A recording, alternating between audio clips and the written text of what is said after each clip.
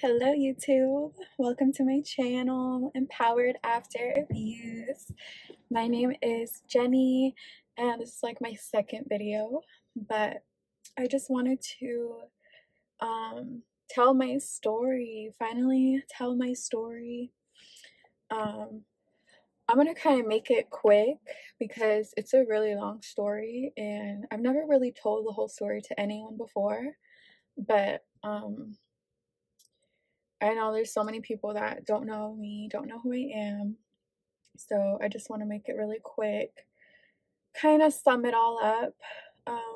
This took place from when I was 16 years old till I was 20 years old, about to turn 21. So basically, I grew up in the East Coast and I was 16 years old at the time, and I had met this man that was 7 years older than me. So it's kind of disturbing, but now that I look back on it, I was probably taken advantage of.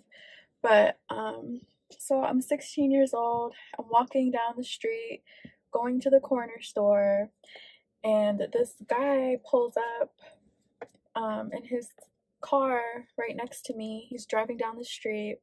I'm walking. I remember I was like going shopping. I think I was going to Walmart, but I was basically not driving. I was walking down the street and this guy pulls up in his taxi. It's kind of like a taxi cab, but it was like a private cab company, so they would drive around in like these Lincoln cars, and it was like a Spanish cab company. So this guy pulls up and he's like, "Hey, would you like a ride? I can give you a ride for free. I'm a cab driver. I promise I'm not a creep, whatever." And like, I honestly, at the time, I was just trying to go to the store. Like, at the time, I was struggling. I wasn't working at the time. I was still in high school. I was struggling with money. I was struggling with a lot of things. I had to take the city bus to wherever I wanted to go. So I think I was like planning to take the city bus to, I was planning on taking the city bus to Walmart, which was like maybe 5 minutes away driving. But if I took the bus, it was going to take way longer. So at the time, I was kind of also really rebellious. Not really rebellious, but I was a risk taker. I really took a lot of risks. I wasn't scared of things. I wasn't scared of anyone at the time. I thought everyone was nice. Everyone, I was invincible. Nobody could hurt me. Nobody could do anything to me. So, me being that way, I said, sure, let's go. So, well, obviously it took him some convincing, but eventually I just gave in. So I hop in this stranger's car and he drives me to the store, whatever, and we exchange numbers or whatever. I'm 16 years old. I'm like thinking like, okay, well, it would be good to have a friend that, drives around for a living. Maybe he could give me a ride somewhere whenever I need a ride instead of having to walk and do all this shit. Take a bus or Uber or whatever. Like, I was so over that shit. So I'm like, okay, cool. So I give him my number, and then after that day, like, we start talking, whatever. Long story short, we end up getting in a relationship with each other. Yeah, everything, like, he was very, very sweet at first, very nice, very caring, very, literally, like, a girl's perfect boyfriend. When you're 16, you want someone to pay attention to you all the time. You know, I thought he was so nice to me. He would buy me food, shit like that. Take me out, wanting to take me out on dates. He was so sweet at first, and like, he was nice, whatever. He wasn't ugly to me, so I gave him a chance. And I let this man that was 7 years older than me when I was 16 years old, so you do the math. But yeah, basically, I let him take advantage of me in every way possible, sexually, emotionally, everything. And like, me being 16, I was kind of naive, so I believed everything that I was told. You know, he would tell me how much he loved me, that he was going to marry me someday. And like, I come from a really strict religious family that like my parents didn't even want me to be around a guy or like date a guy without being married or something. Like, they were really strict. They really wanted me to get married because, I don't know, I guess like that's a Hispanic culture. Like, I'm Colombian, so my parents were really religious and they wanted me to get married. Everyone that we knew in our community was married young. Like, I was practically raised in church, so everyone had, you know, you just had to be married. So my mom was always convincing me like, oh, when are you gonna get married? You know, you shouldn't be hanging out with him like without being married, whatever. So there was so much pressure coming from all angles to like marry. But I don't know what happened, like we just never got around to it, thank God. But anyways, so we're hanging out a lot. I'm 16 years old, okay? I'm still in high school. This guy is like constantly texting me, constantly wanting to be on the phone, wanting to know what I'm doing, where I'm doing, you know, wanting my constant attention. And I thought that was normal. This is my first boyfriend ever. This is my first love, whatever you want to call it. So, you know, I really trusted this person. I really loved this guy. And he would constantly be on the phone with me, constantly be calling me.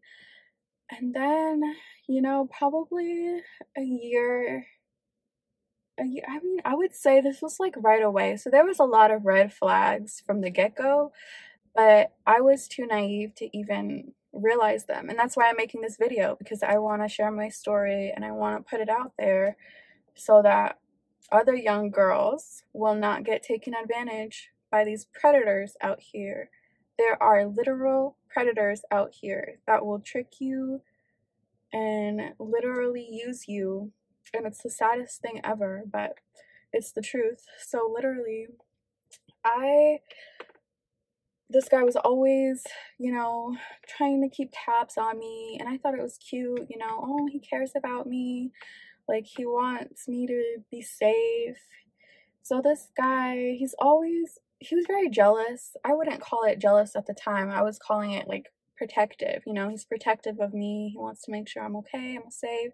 He would always be like wondering who I was talking to, who I'm hanging out with at school, you know, if I had any other guys that I was talking to at school or any guys that I liked. And like, he was always telling me about his past relationships, his ex-girlfriends. Like, that was what he would always talk about. He was always talking about his past, his ex, how sad it was, how he got cheated on, how he couldn't trust women because, you know, a lot of red flags, like straight up from the start. But I didn't see it as that, you know. I thought like, oh, like he's opening up to me. He's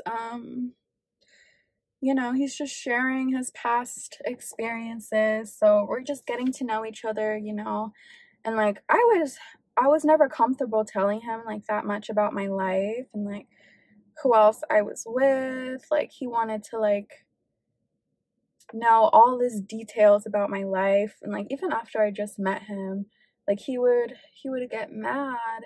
Like, very early on in our relationship, he would get mad that I wasn't sharing as much information with him and that I wasn't very talkative, okay? Because before I met him, my personality was my personality when I was growing up, I was very shy, I was very quiet, very reserved. You know, I never put myself out there like that. I wasn't on social media.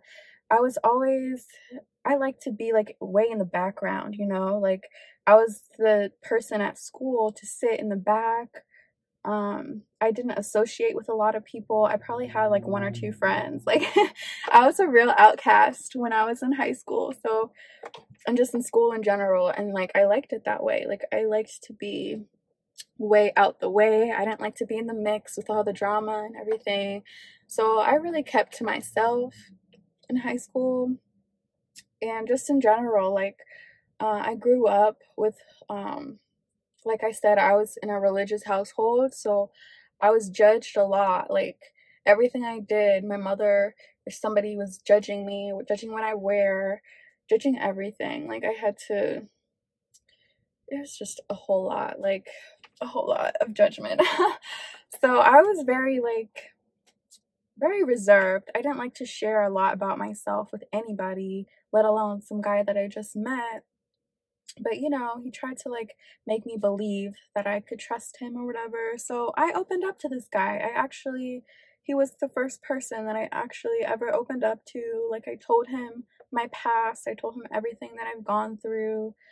Um my mother had cancer in the past, so that was like a big thing in my life. Like I told him about like all my life experiences, like going through that. So I trusted him at this point. So I really trusted him, and he was opening up to me more too, and it just got really crazy. Like we would be on the phone with each other for like the whole day. Like I would look at the time and it would be like 20 hours, like a 20-hour ongoing call. Like this guy wanted to be on the phone with me for all day. Like if we wasn't seeing each other, he would usually pick me up from school, and like there was a time where I was skipping school and like he was picking me up from school, and like my grades were going down or whatever. And yeah, I was just that rebellious teen. Like I was like, fuck school. I didn't want to be in school, so I basically would skip school to go see this guy. And we would go to his house and sleep, and he would buy me breakfast, and you know, we would do whatever. We would do whatever he wanted to do. You know what that means. So we would go to his house, whatever. And you know, I always knew he was just really jealous, but I didn't connect these dots in my head. Like I just called it overprotective, because he would pick me up from school. He had a drinking problem, first off. He drank a lot of beers. You know, he drank a lot of beer, so he was drunk usually. And when he would get drunk, he would get really paranoid and really angry at things. And I just remember, you know, I've blocked a lot of this stuff out of my mind since I've gotten over this. I'm trying to tell the story like as non-emotionally as I can, because I'm not going to get into all the details. I'm just going to like try to make this as short as possible. But he basically would yell at me, like accuse me of cheating on him, accuse me of talking to other guys. He actually had bought me, he was buying my minutes, because I didn't have a smartphone. I had like an iPod, but I had like this little phone, and he was buying the minutes so that he could be able to talk to me. And he was accusing me of like using them to talk to other guys and whatnot. And he would pick me up sometimes and just scream at me like at the top of his lungs, and he would just be crying. Like I just remember so many times like him calling me, just being so depressed, crying, like screaming. Like I remember one time he picked me up from school and he was just in such a bad mood, and like he was screaming at the top of his lungs, like he didn't understand what he did wrong to deserve to be treated that way. Like, and you know, I was like, I knew like, okay, he's overreacting, but I was very very quiet. You know, it was kind of like, okay, whatever mood he was taking on was the mood that I was taking on. So if he was like angry and sad, I'm an empath, and I'm a person that's always like feeling what others are feeling, and like I'm trying to make them feel better. I'm never the one that's I've never been the person that's been in like distress that I need somebody else to calm me down or to talk me down into anything. I'm always the person to try to make other people feel better. So basically, I would talk him down, you know, tell him like it's okay, like I don't know why you think that. I would try to prove everything, like, you know, try to make him happy all the time. Like I was always trying to prove something to him because he was very insecure. So I just remember like he would call me, he would text me while I'm in school, in high school, telling me that he's in a forest with a gun to his head, like he's gonna end it all because he just doesn't know anymore. He was suicidal. So I'm over here trying to be like a good person and try to make this guy realize like to not commit suicide or something. I don't know what I was doing. Like a 16-year-old high school girl trying to talk a grown man out of killing himself. Like that was me. So it was like the craziest thing. And I was like, yeah, like I remember that detail. Like he would always threaten to kill himself. Um, that was just his thing. Like he would threaten to kill himself because he knew like I was cheating or whatever was going through his mind. Like I'm 16 years old and this is what I was dealing with. Okay, so fast forward a little bit, we're still dating. He wasn't like that all the time though. Like it was like he would flip a switch. So he would be really kind, really nice, really normal at times, most of the time.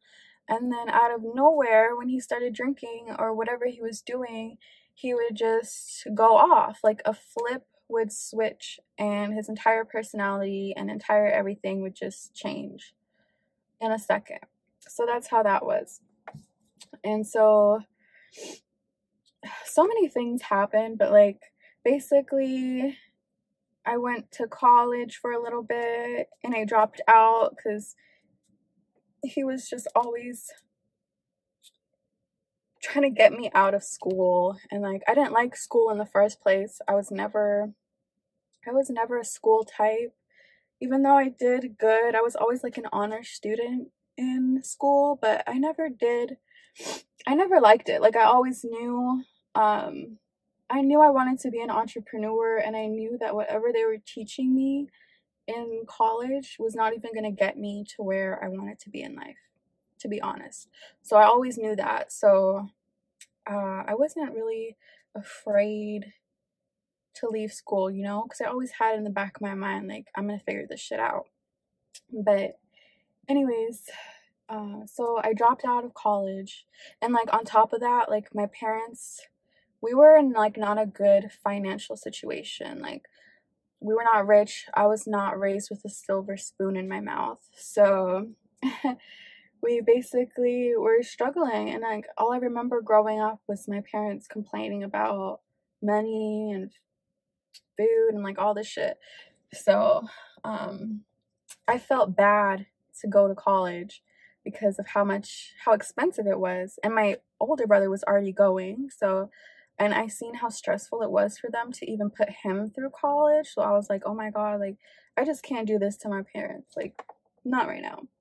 So I quit going to college, and instead I just keep hanging out with this guy, and we're still dating. It's probably like a year, 2 years into our relationship, and he's still cab driving. Okay, so I end up basically, because it was uncomfortable to stay at my parents' house. Like, you know, I'm graduated from high school and I'm just there. So I ended up just getting a job. I started working at Walmart, and I started working at, I was working at Walmart. And so basically, I remember like I would go to work. I was working like 9 to 5, so I would go to work all day, and then he would pick me up from work, and then I would hang out with him inside the taxi cab all day, and we would just drive around. He would work night shift, so he would drive around all night. So he's driving around the whole entire city. We lived in like Boston, so we would drive around the whole entire city all fucking night, and we would drink. I would drink, like whatever. And yeah, we were just always out. Like I was always out somewhere driving around with random people. It was so crazy. Like now that I think about it, and like the kind of people we were driving around in the dead of night, like it was very dangerous. Okay, like I was wild for this, but I gave no fucks. I was just like, I was always like, you only live once. Like I was just crazy. So I was driving around with this guy like all night. We were getting into all kinds of trouble, like whatever. It was fun. It was fun at the time. Like, you know, because you never know who you're gonna pick up, and we would meet like these crazy ass people. So yeah, so anyways, I end up, or he ends up, he was probably doing this like the whole time, but I only found out about it probably like 2 years in. So he's selling drugs all around the city at the same time he's taxi cabbing. So he's making extra money off that, and we're just like going all around, you know. It's dangerous because like we're driving, there's cops everywhere, and we have all these drugs in the car. And yeah, so it was like thrilling at the moment, but it was dangerous. Like I would not recommend any girl to go do that, okay? But we basically would go drive around all fucking night. And long story short, I'm 18 years old. I got pregnant when I was 18 years old, right?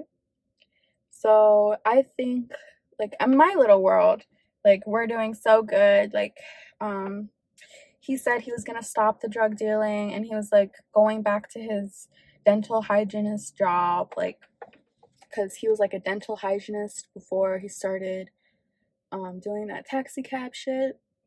So he keeps promising that he's gonna get his shit together and get this job right so he can take care of me and our baby. So long story short, very, very long story short, like, thank God we didn't get married, because my parents were so disappointed in me, like so disappointed in me for getting pregnant at 18 years old. Like that was like my parents' nightmare, and like I felt so bad. Like of course I was happy because like I got pregnant by the guy that I loved, but you know, they were disappointed in me because I was so young, and like my parents are first generation Americans. So it was like their goal to come here and put their kids through college, you know, how first generation families are. Like that's their dream. They want their children to be able to go to college and be successful. So that was their plan, but it didn't go as planned because little old me got pregnant at 18 years old. So yeah, they were so disappointed in me, and I felt really bad. Like that just made me not want to be at home even more because I knew they were very disappointed in me. So I practically moved out of my parents' house, and I was living with this guy at his mom's house. He didn't even have his own apartment or own house or anything. He was living with his mom and his brother. He was a twin. So he was living with his mom and twin brother in this tiny little apartment. And you know, it wasn't a good part of town. Like it was very, but yeah, so we're living in this tiny little room, and you know, but I thought it was all good, you know. He treated me good. he was very nice. His family was very nice to me. Like, that's what broke my heart about the whole thing even more, was like his family was very nice to me. Everything was great. And then long story short, I end up having a miscarriage. It's this whole story. I'll probably make another video about it in the future. But I end up having a miscarriage halfway through my pregnancy.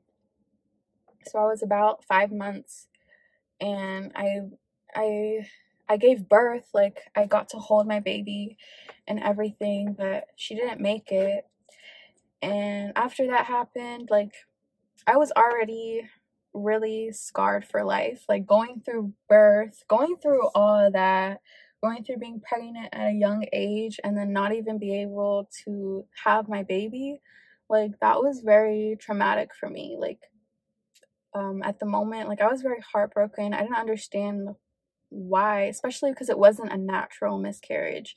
It was caused by a test they did to me at the doctor's. I'll go into detail about that in the future.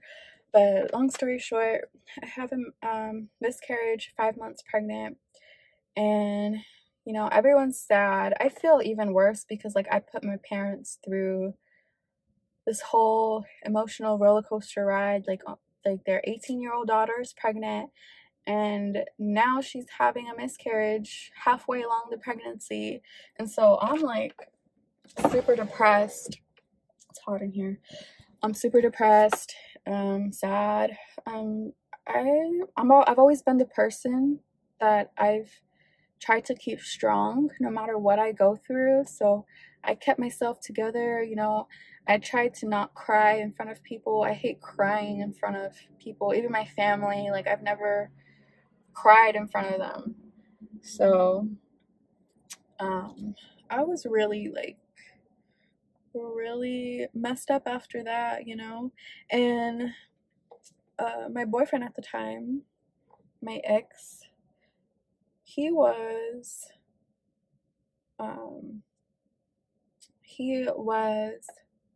very depressed too, and he was very sad. So after that whole thing happened, he kind of gave up on his getting his old job back. So he started selling drugs again, and he not only started selling them, but he was taking them, and he was addicted. He would sell any drug in the book. He had it and he was ready to sell it. But he would the most thing that was in demand in the city at that time was Percocets and cocaine. So he was selling perks and coke, and he was taking Percocets. He was addicted to Percocets for the longest time. And yeah, so the abuse started after my miscarriage. And at that time, that happened when I was 18. And so, yeah, that happened when I was 18. And he started getting really depressed. He started drinking again. So he was drinking, he was doing drugs, he was selling drugs, doing all this shit. And, you know, I was very sad too. I didn't think, like, there was much hope for me. Like, I felt like a big disappointment, basically. I felt like I didn't matter. I felt like I fucked up huge in life. Like, I felt like the biggest fuck up. Like, damn, like, I felt like I just didn't even want to be around my family or anyone, because I just felt like such a big disappointment. I felt like everyone was disappointed in me. So, I spent a lot of time not at home. I didn't want to be home after that. I was embarrassed. I was really disappointed in, like, how everything turned out. Because my parents were happy for me and excited. They eventually got around to it, like, when they found out I was pregnant and everything. They were very supportive of me. But, you know, after the whole miscarriage thing, I just felt very, I don't know, I felt like it was just disappointing for everybody. And I felt like a big fuck up. So I just didn't want to be around my family or anywhere. So yeah, I moved in with him. At this time, I'm like living with him, and we're doing the cab thing again. We're just driving around all night, selling drugs, picking people up, doing this crazy shit. And so I start drinking a lot, whatever. We just hang out. I'm working at Walmart still, and then I end up getting in, quitting Walmart, and I work at Domino's for a little bit, for like 5 months or something. And then, yeah, I just realized like I wanted more out of life. I realized like we're still broke, like we're doing all this shit, and like we still don't have money. Like I'm trying to like move out. Like I have actual goals still that I'm trying to accomplish. So I end up going to school for like to be a nurse assistant. So I became a nurse assistant, a CNA, and I'm working night shifts at the hospital at this nursing home. So I'm basically working with old and dying people overnights. So my job was like to change their diapers. We had like, I don't know, it was a very hard job. Like I was working with I had about 50 patients, and I had to go change all their diapers like at least twice during the night. And I was helping the nurses with all these things. Like, anyways, I did that job for like a year. But during that time, like during those last 2 years of our relationship, when I was 19, 20 years old, that's when the verbal abuse started.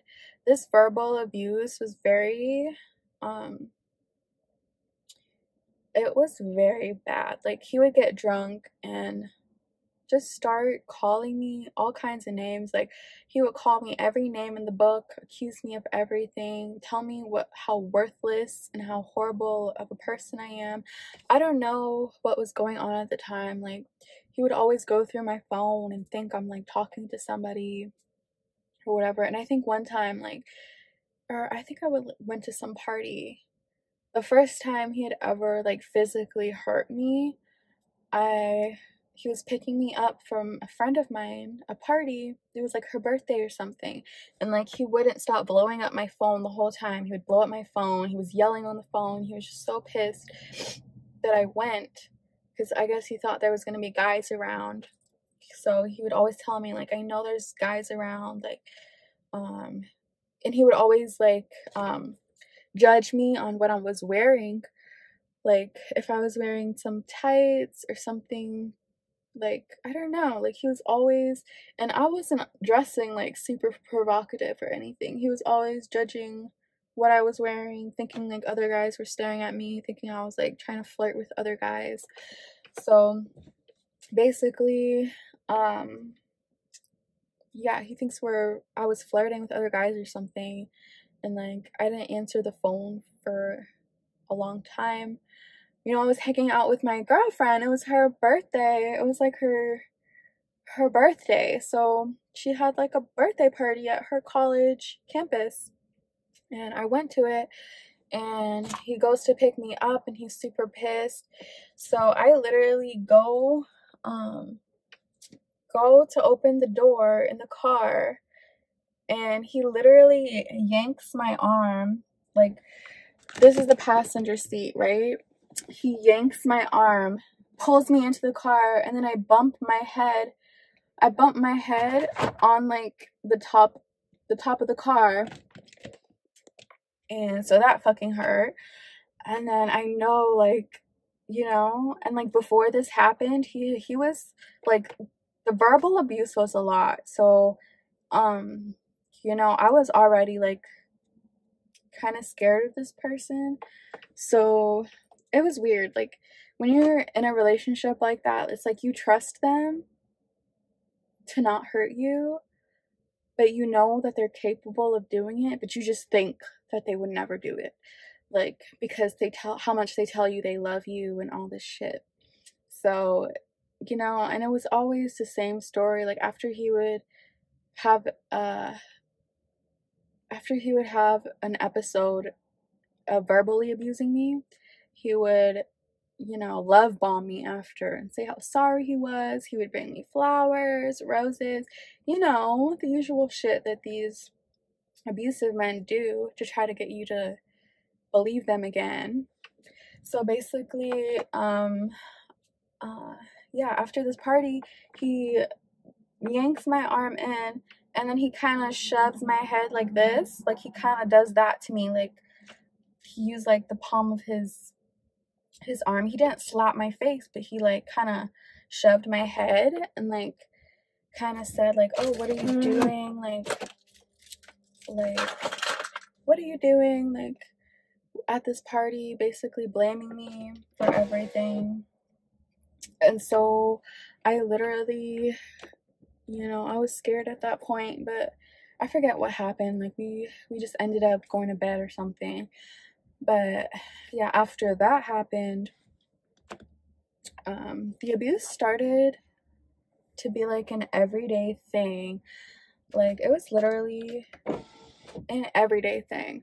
Like, he would tell me how much he didn't trust me, how much of a horrible person I was. Basically, this person was belittling me. Like, you know, and this was very sad because it was the only person that I really talked to, the only person that really knew me, the only person that, you know, I felt that actually knew me as a person. Because I'm not the type, I was never the type to just open up to someone, you know? So I believed this person, I trusted this person's opinion. So, you know, to hear somebody that close to you tell you how worthless you are, how nobody cares about you, how they're the only person that would ever be there for you, how I'm not worth anything, basically. Someone to call you every bad name you can call a woman, every name in the book, that's what he would basically tell me that I was. You know, I was a cheating bitch, a fucking liar, a hoe, a this, or that. You know, every bad name, every belittling name you could use to call a woman, to belittle her, it was the words that he would use towards me. So, you know, I would, at that point, you know, after hearing that constant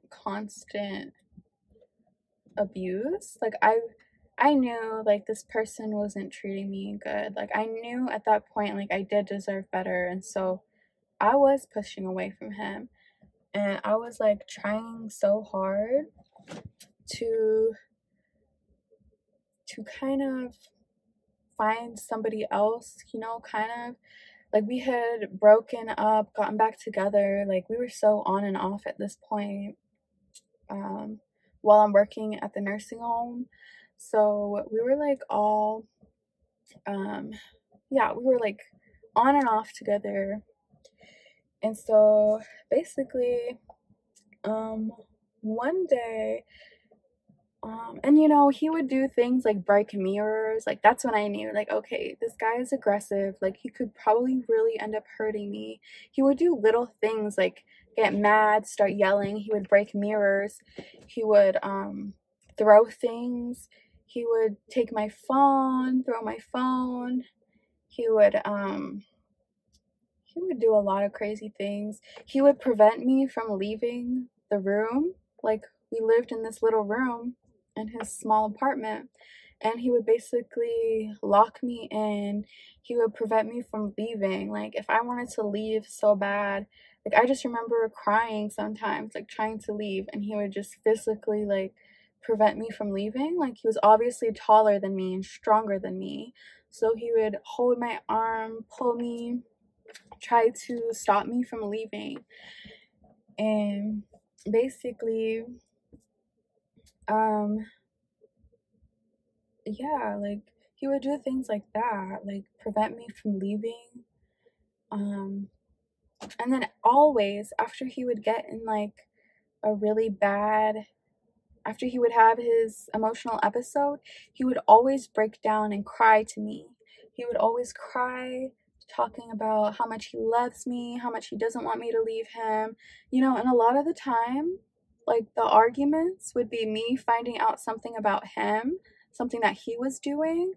Like he would get so mad if I would like talk to a guy or have a guy friend, talk to a guy friend from work or anything, but he would have a million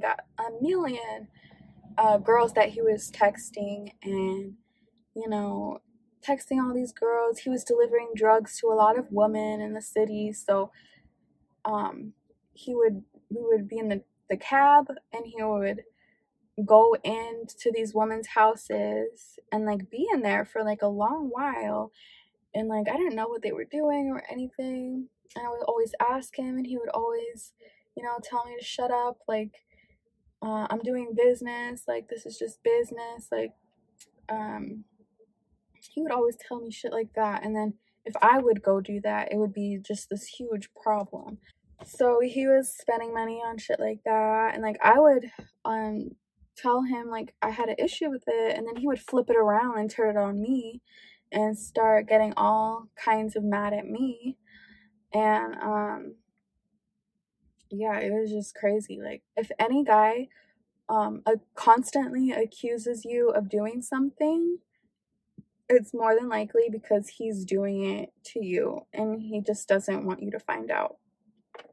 So yeah, so we would get into fights like that, and he would do shit like break mirrors, tug on me, hold my wrist, prevent me from leaving our room, um shit like that. And yeah, there was this point where, yeah, this is not even like the worst part. So basically, one day I'm sleeping. Like, okay, for you to sleep with somebody, that shows that you trust that person. You know, you wouldn't sleep with somebody that you would not sleep with somebody, like go to sleep, go to bed. You would not sleep with somebody if you did not trust that person. If you felt like that person was gonna hurt you, you would not sleep with them. You wouldn't trust them. Like, you just don't sleep with people that you don't trust. And, you know, I thought I trusted him. I thought he would never put his hands on me because he would always tell me that he would see his dad put hands on his mom, and he would promise himself that he would never do that to a woman because it hurted him seeing his mom being treated that way. That's what he would always tell me, you know? And so I actually believed that. I actually believed that this man would never hurt me in a million years. Like, if I were to say, like, before that happened, on the day before that happened, if someone were to ask me, like, who is the number one person you trust with your life, I would have told you that guy. You know, his name was Angel, but he really was a demon in real life. So I'm sleeping one day, and I don't know if he was drinking. He obviously had to be drinking or doing something where he just wasn't himself. Even if it was himself, like, I don't know, because to me, like, it doesn't matter what substance you're on. If you choose to hurt somebody that you love, like, you know, it just doesn't make sense. Like, there's no substance strong enough that will make you actually hurt somebody you love. Anyways, he ended up getting into my phone somehow. I don't know if he used my fingerprint, or because I had like an iPhone at that time, so I don't know if he used my fingerprint or Face ID while I was sleeping or something. And like, I guess he found me texting some guy. And when I tell you what happened next, like, oh my god. Basically, the only thing I remember from that night, it was probably early in the morning. Like, it probably happened around 3 4 in the morning when this took place. um I just remember waking up and just having, I just remember waking up, him being on top of me, screaming, like at the top of his lungs, just screaming, crying, screaming. And then I just remember feeling warm and wet just all over my face and body and pillow. Like I just feel this, like it felt like someone took like a cup of warm, thick water or something and just threw it all over me. And that's all I felt, like this warm, wet. And then I'm kind of so out of it. Like I didn't realize what was happening until a couple minutes later. And then basically I realized like he punched me in the face while I was sleeping. Okay? Like this man punched me so hard in the face, right on my forehead. I don't know if you can see my scar, but yeah, he punched me super hard in the forehead while I was sleeping, okay?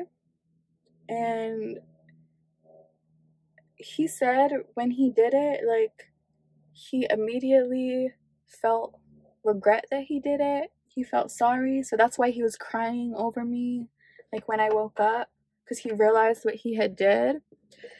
But oh my god, I had a concussion. I just remember crying and like I didn't know what was going on, and he was crying, he was like angry, yelling, screaming. He wouldn't let me leave the room, so I couldn't like call the cops or anything. Like that wasn't, calling the cops wasn't even like the first thing on my mind, like, to be honest. Calling the cops was the furthest thing from my mind. I was just like, what the fuck happened to me? Like I didn't know, because there was blood all over my face. I don't know where the cut was really. I didn't know what to do. He wouldn't even let me leave the room. My entire t-shirt, I was wearing like a white t-shirt and it was like covered in blood. And you know, I was just crying, like I didn't know what was going on. Like my brain was like, I already had a concussion, so I was like kind of out of it, but I was trying to piece together like, oh my god, like did this man really just hit me?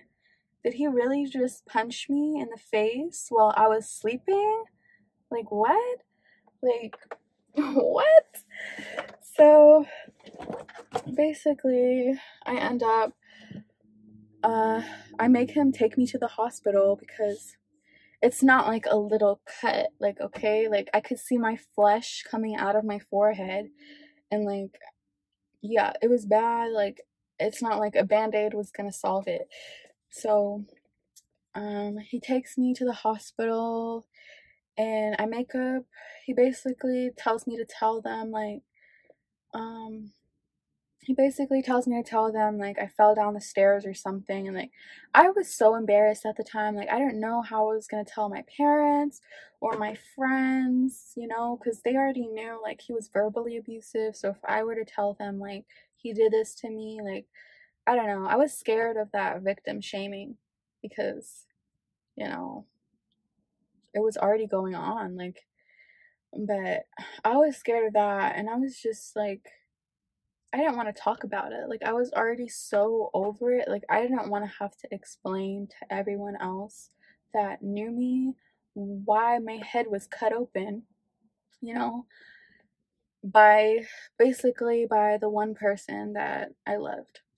So, yeah, he takes me to the hospital. They start asking me questions. You know, I think maybe they suspected that I was abused, but I told them that I fell down the stairs. It was winter at the time, so it was really icy out. So I told them that I slipped on some ice on the stairs, and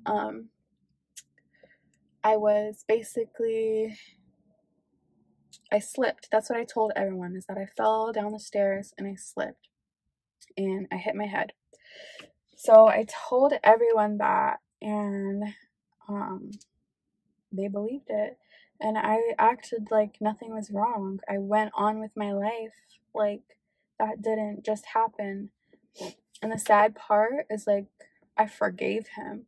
I forgave him for doing that to me. Like, he made me feel like it was my fault, and he would tell me, like, oh, you see what you did? Like, you see what you made me do? Like, you know, like, I didn't want to do that, but you made me do that. Like, he would say shit like that. So, in my victim state, I was, I believed him. I really thought it was my fault, I thought maybe I deserved it. I thought, but I also knew, a part of me also knew, like, there's no way, because being a believer, I believe in God, I believe in a creator, and I have very loving parents. So I knew what love was. I knew what real love was because of the love that I feel from God. I knew what unconditional love was. And I knew that love, there is no pain associated with love. Like, if you feel pain, that's not love. Love is not pain. Love does not cause you any hurt. Love does not make you feel sad inside. Like, love is not sadness. It's none of that shit, you know? And that proved to me, since from that day forward, like, I always knew, like, he didn't really love me. Maybe he didn't know what real love was. Like, he would always tell me he loved me and all that shit, but I knew, like, that's not what love is. So, anyways, I end up, so there's a thing called trauma bonding where victims of abuse become bonded to their abuser. So I was really trauma bonded to him. One, because I didn't have anyone else. It wasn't really a conscious thing. Like, I didn't tell myself, like, I'm gonna stay with him. It was a gradual thing. I remember, I lied to everyone I knew about it. So everyone literally thought, like, I fell down the stairs. I acted completely normal. I went to work like normal. Basically did everything like normal. I'm the type of person, like, when I go through a traumatic experience, I compartmentalize it. Like, I did that with my miscarriage. I compartmentalize things in parts of my mind so that it doesn't disrupt my life, I've always been a very strong person. Everything I go through, I overcome it in the smoothest way possible. Like, I don't, even after my miscarriage, like, I've never had therapy or could afford, like, we just couldn't afford healthcare even. Like, I just remember that. So I never had, like, a therapist to go to, even after my abuse, even after going through domestic violence. Like, I've never had a therapist. I was able to cure myself. It took years. I'm still in the process, but it took a lot of time, like, to heal myself. But that's why I'm making this channel, so that I can help anyone else that's going, or that has gone through something similar. But yeah, so I was trauma bonded to him. I was still seeing him, he would always feel bad, tell me how bad he felt, how he would never ever hurt me again. He would never ever do something like that again. And, like, at the same time, I also could see how disgusted he was with himself. He was very, I'm sure he hated himself for that. And, I being the believer and kind person I am, I forgave him. I forgave him very quick for that. Like, and it was very shocking to me because, I really, like, after that day, my whole entire life changed forever. Like, I could never see people the same way. I could never trust another human being the same way again, when someone does that to you, especially someone that close to you, like, I almost had a child with this person. I almost married this person, and you know, I went through a lot with this person, and for them to turn around and literally physically hurt me like that, in my most vulnerable state, like your most vulnerable state is when you're sleeping. You're not able to defend yourself, you can't protect yourself.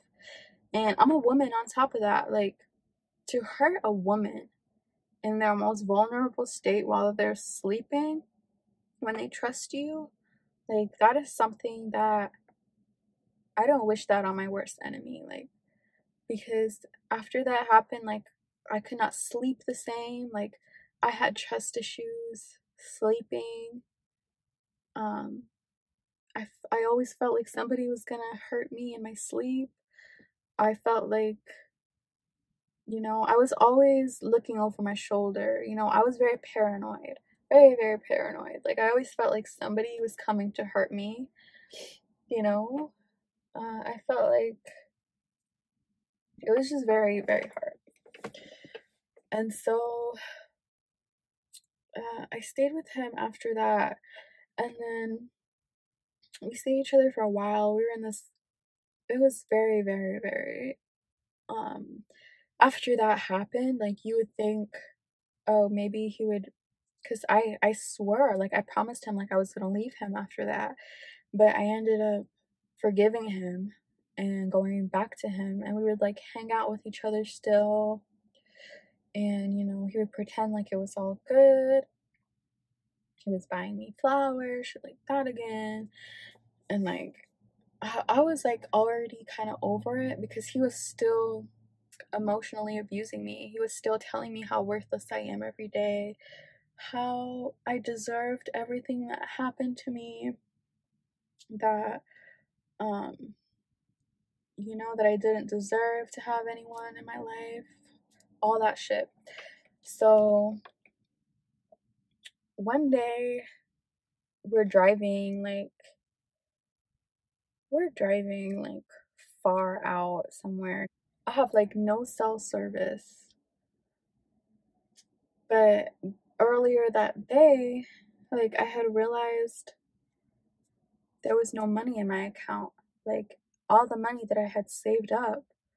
And mind you, like, at this point, I was working 12-hour shifts. I was a night shift nurse. Like, I was working my ass off, literally wiping ass. Like, people say that, like, being sarcastic. Like, no, I was wiping ass, like, literally wiping diarrhea ass, for this little paycheck that I was making. And you know, he had, while I was sleeping again, violated in my sleep for the second time. He stole my debit card, and he was using it, like, he basically stole my debit card, went to the nearest ATM. I don't know how he knew my PIN number, but he knew my PIN number, and he basically emptied out my entire account, all of my savings, everything. He took all of my money, you know. And I don't know, like, I remember checking that morning, or we were, like, on the way to do this delivery, and I checked my bank account and I realized nothing was there. And so I was making calls, like, I seen, like, the money got taken out at the ATM down our street, and I was like, oh my god, like, I don't remember doing that. Like, who could have done that? And then I realized, like, he's the only person with me. He's the only person around. Like, who else could have taken it? So he took my debit card. I called the place. They said he was on camera taking the money out or something. And so I was trying to call my bank to get the money back. You know, I was so pissed at this point, y'all. Like, I've never yelled at anybody in my life. Like, I'm a very calm person. I'm very, very calm, peaceful person. Like, I don't like having issues with anybody. I don't put energy into yelling or fighting with anybody. Like, I am literally I mind my own business, I stay out of shit, and I just do me. I don't do arguing, I don't do fighting, I just don't have the energy to yell at somebody for any reason. But on this day was the first time, that was the first time I've ever yelled at somebody as hard as I did. Like, I literally screamed at the top of my lungs, and I just, I went the fuck off. Like, I talked so much shit to him. I basically, like, told him all this shit. Like, you're so ungrateful. And, like, mind you, I was already helping him out. Like, it's not like he was selling drugs and had all this money and was, like, taking care of me. No, this guy was broke. He had no other job. I was basically taking care of him. I was buying our weed. I was buying our food half the time. Like, I was helping him with money. I remember him asking me for, like, oh, he needed a couple hundred for this, couple hundred for that. Like, you know, telling me, like, oh, I need this to fix my car. Like, you know, I was being like, I thought, like, oh, this is what, like, nice girlfriends do. Nice girlfriends help their man out with things that they need. So I was always super generous. Like, I was never stingy. Like, I was very generous, and I would always help him out with whatever he needed, because that's just the kind of person that I am. So I helped him out, and he still stole all my money. Like, you know, my kindness didn't matter because he was going to take it anyways.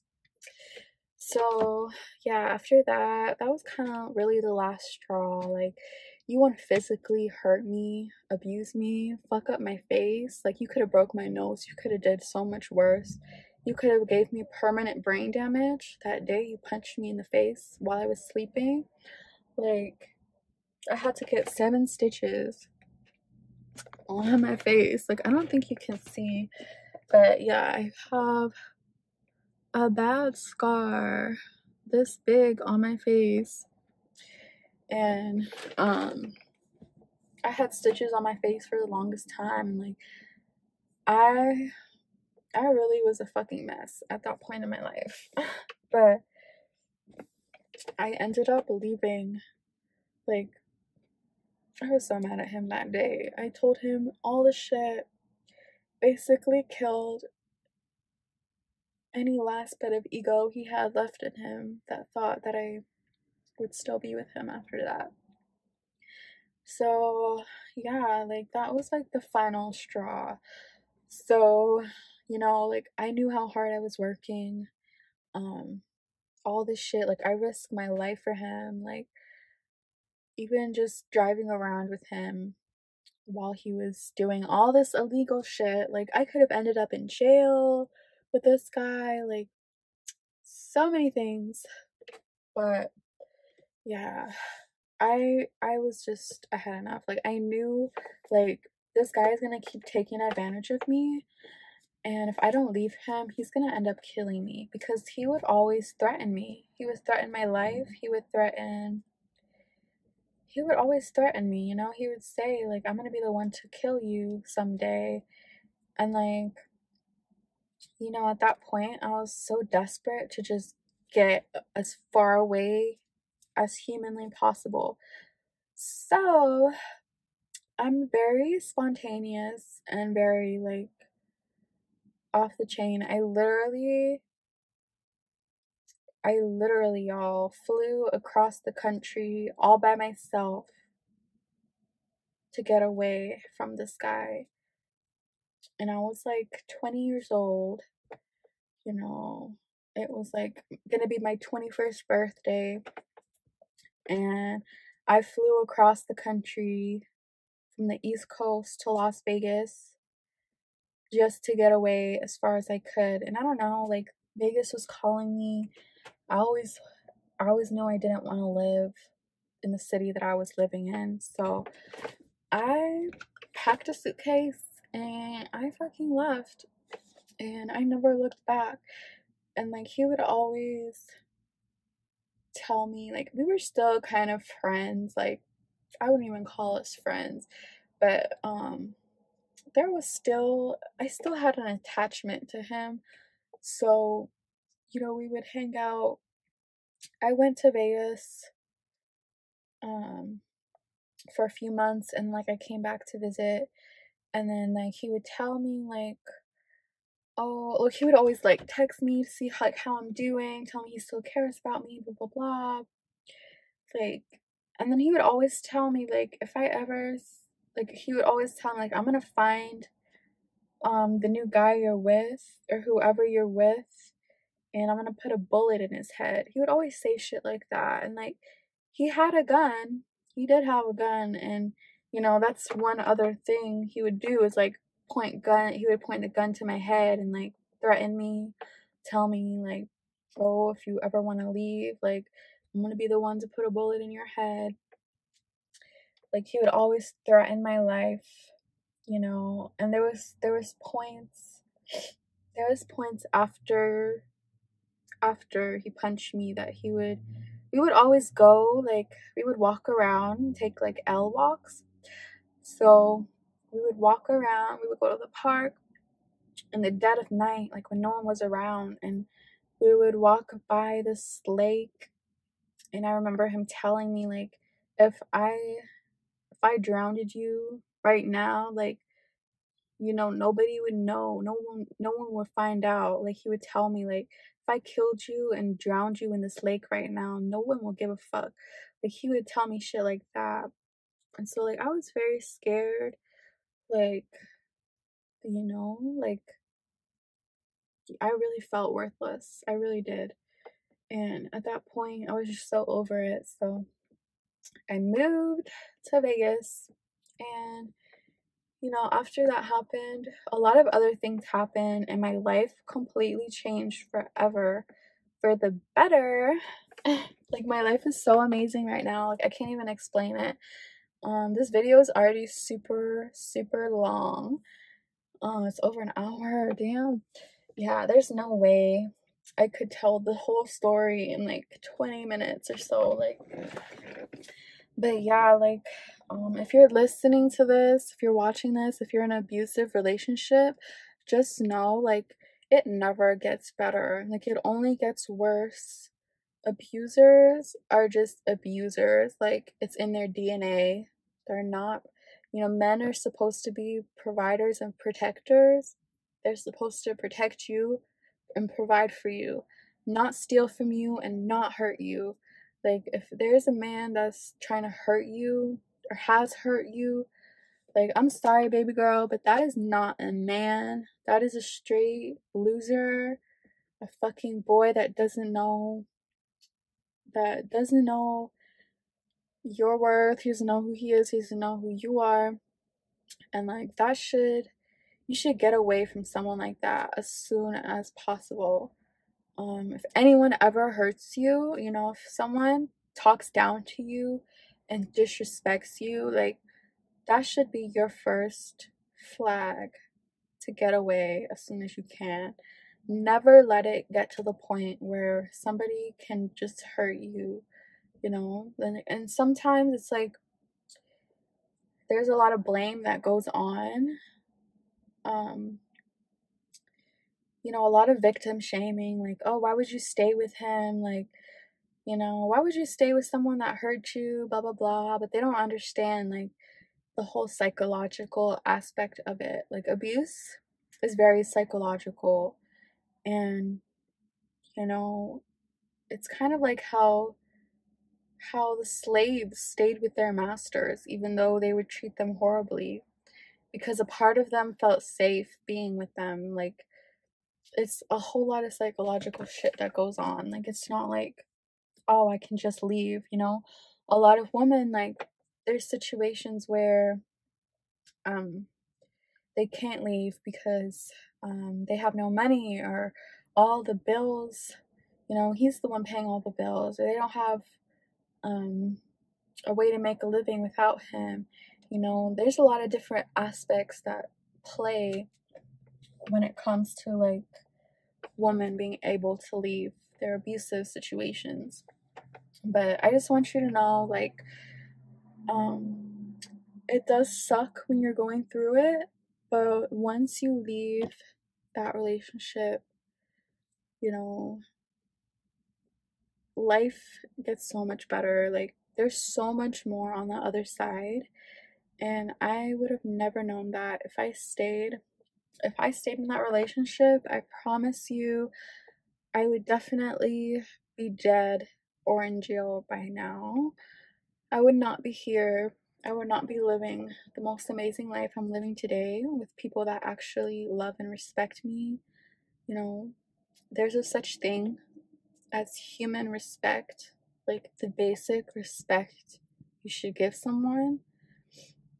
And like, if you realize you're not even getting that basic level of respect, like, you just gotta leave. Like, get away as fast as you can. Do whatever you can to get away, because I promise you, like, it's not worth it. It's not worth losing your life, losing all your money, losing anything. Like, it's just not worth it. Like, there's predators out here, girls, and you just can't, like, you can't let them win. And honestly, forgiveness is the first step, because if you let it hold you down, like, you will never get over it, and they will have power over you for the rest of your life. And even though um like, he never got arrested or held accountable for what he did, I forgave him. And to me, he will forever have the image of my bloody face staring back at him in his head for the rest of his life, and that image will haunt him for the rest of his life, worse than jail or anything could ever do. And I'm a strong believer in karma. What you put out in the world comes back to you, and his karma will come. And I don't talk to him anymore. We're no longer in contact at all.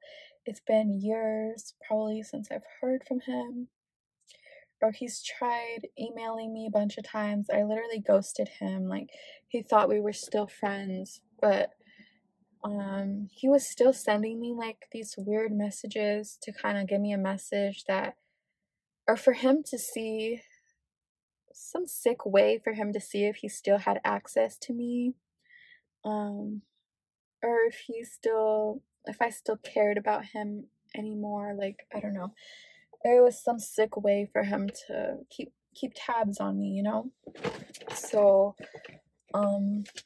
yeah, I ghosted him, and then I got some threatening messages, and then that's when I just blocked him on everything. I don't reply phone calls from any number that I don't have saved in my phone, because he used to call me off like different numbers, email me. But yeah, I cut off all communication, and that's what you should do too. Cut off all communication. But yeah, like, just know life is so much better at the end, and it's never worth it. It's never worth it. Giving somebody a second chance that doesn't respect you as a human being in the first place. If anyone makes you feel worthless, they don't respect you. And if there's no respect, there's no love. Like, someone can't love you and disrespect you every day at the same time. Like, that's not how it works. So if you're with a guy that does that, like, please love yourself enough. Like, it makes me sad that I was at that low place where I even thought that was like normal, and I thought, people could change. But the sad truth is, like, people don't change, and you can't change an abuser. Like, I know people can change, but certain people just don't deserve second chances. And you can forgive somebody, but that doesn't mean you have to be in contact with them still. Life is so much more beautiful at the end. And now I'm living in Vegas. I've been here like 2 years, It's beautiful. I love it here. I have the most amazing friends, the most amazing support system, people that actually care about me. You know, I get to wake up every day and look at these beautiful mountains. And I just thank God every day for getting me through that crazy part of my life. But I'm so happy that I could make this video. This is like my first time ever talking about it on camera. Yeah, so I'm not like the best at speaking on camera, but yeah, I just wanted to put my story out there.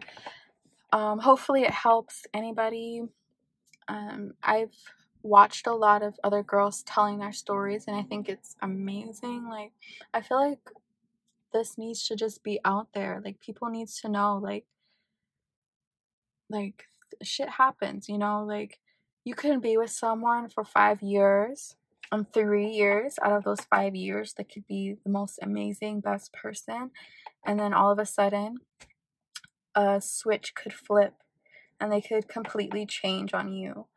And like, a lot of people don't know that, like, you know, and that's the sad truth of what happens, you know. A lot of women, they don't get with these guys being abusive like that, you know. They treat them good, like really good, and so you fall for them and they end up treating you horribly.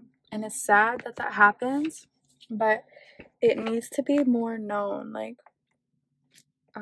we need to be addressing these situations, and we need to be holding men accountable and actually start teaching them, like, it's not okay to treat women certain ways, you know. And you know, he had an amazing family, and I really don't care, you know. I don't care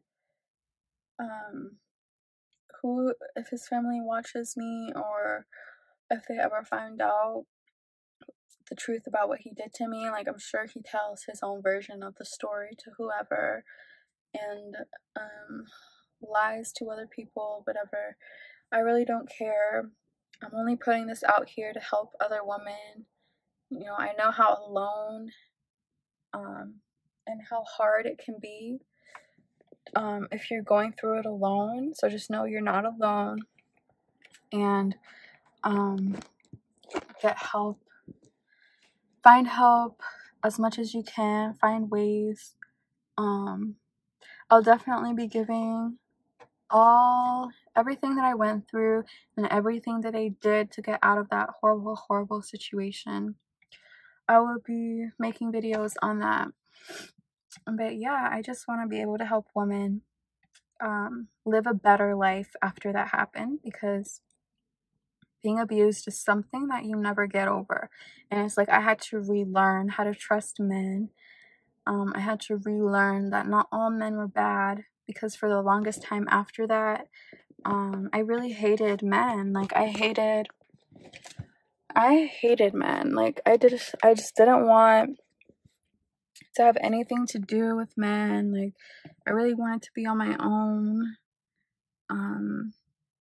But you know, there are good men out there that don't hurt women. There's really, really good men out there, and I had to reteach myself that.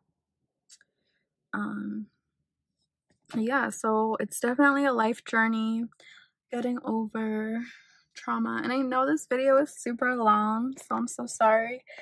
But yeah, that's my story. If you watch the whole thing, you're a real one. Thank you so much. And let me know your story, if you have a similar story, or if you've gone through a bad situation. Definitely let me know. I'd be happy to give you my advice. And yeah, thanks for watching.